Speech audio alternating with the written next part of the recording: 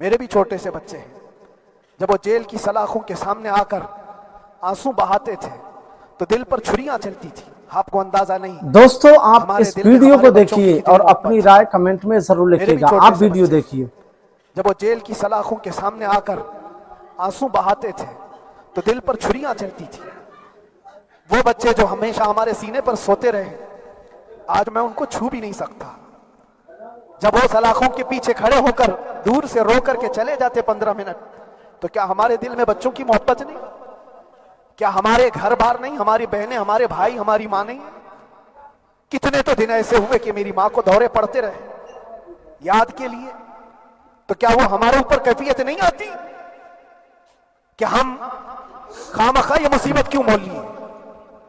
میری بیٹی تو جھگڑا کرتی اس بات کو کہ کیوں آپ اکیلے ہو، بہت سارے لوگ ہیں سب کا خیال کرتے ہوئے، لیکن میرے عزیزو یہ ان کی اپنی محبت ہے، سارا ایک پریوار اور اس سے زیادہ میرے شاگردوں کی ایک دنیا ہے۔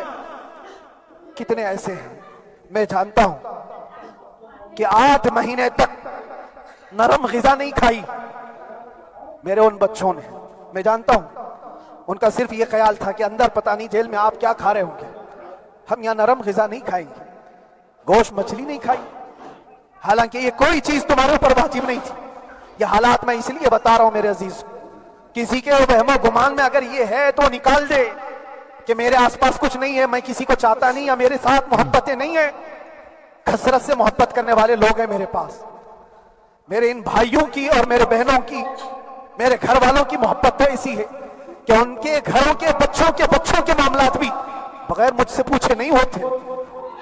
اگر 8 مہینے اندر رہا تو کسی کا رشتہ نہیں تو بات چیت بھی نہیں ہے، رشتہ نہیں ہوگا جب تک یہ نہ آئے، سارے کام ڈیپینڈ رہتے تھے۔ مجھے بھی ان تمام چیزوں کا احساس ہے، لیکن یہ سب چیزیں ایک طرف، میرے مصطفیٰ کی عزت اپنی طرف۔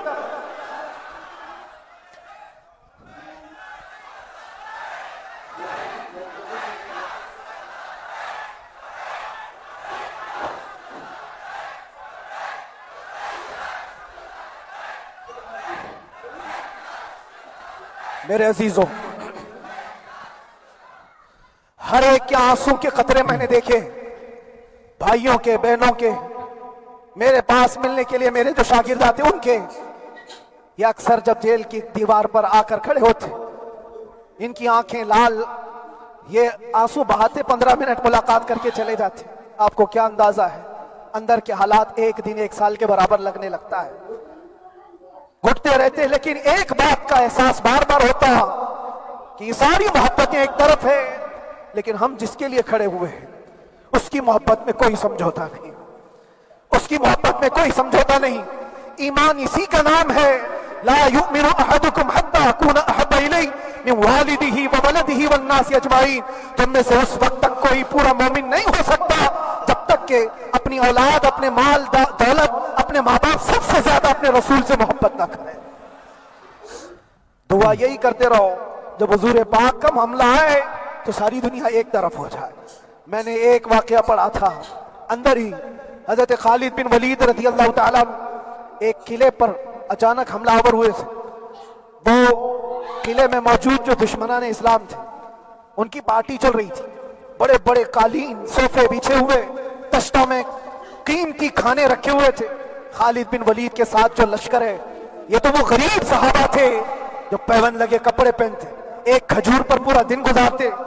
جب یہ اس قلعے پر حملہ آور ہوئے تو دشمنان اسلام جو تھے وہ مقابلہ کرنے کی ہمت نہ جٹا سکے، بھاگے، سب سارا مال سب چھوڑ کر بھاگ گئے، بغیر کسی جنگ کے، بغیر کسی قتل قتال کے پورا قلعہ فتح کیا خالد بن ولید۔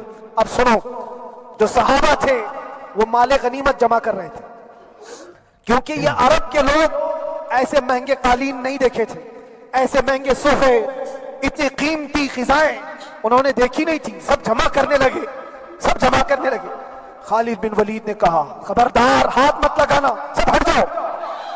سب ہٹ گئے، چند صحابہ کو بلایا، یہ سب جمع کرو، اس کو آگ لگا دو۔ پورا مال غنیمت جو تھا آگ لگا دیا۔ تو جو صحابہ تھے وہ کہنے لگے کیا یہ اچھا ہوتا، یہ سب میں آپ تقسیم کر دیتے، یہ بہت قیمتی چیزیں ہیں، عرب میں ہم لے جاتے تو یہ بہت مہنگی چیزیں ہیں، खालिद बिन वलीद ने क्या कहा जानते हो? कहा अगर तुमको भी इन तमाम चीजों की आदत लग जाए तो तुम भी वैसे ही भागोगे जैसे ये भागे।